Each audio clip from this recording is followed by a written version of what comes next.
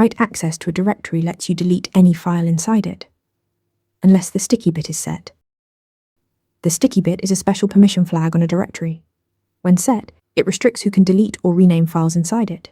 Even if a user has write permission on the directory itself, they can only delete or rename files they personally own. Root can always delete anything, but regular users are completely blocked from removing files that belong to someone else. The best real-world example is /tmp, a world-writable directory where any user can create files. Without the sticky bit, any user with write permission on a directory can delete any file inside it, even files they don't own.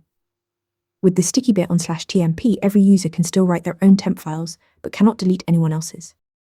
You can spot the sticky bit in -l as a lowercase t at the end of the permission string. T. To set it, chmod +t on a directory, or chmod 1777 using the numeric form.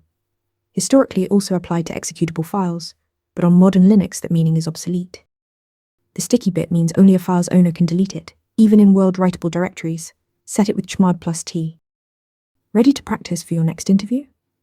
Interview Mentor lets you answer real questions just like this one.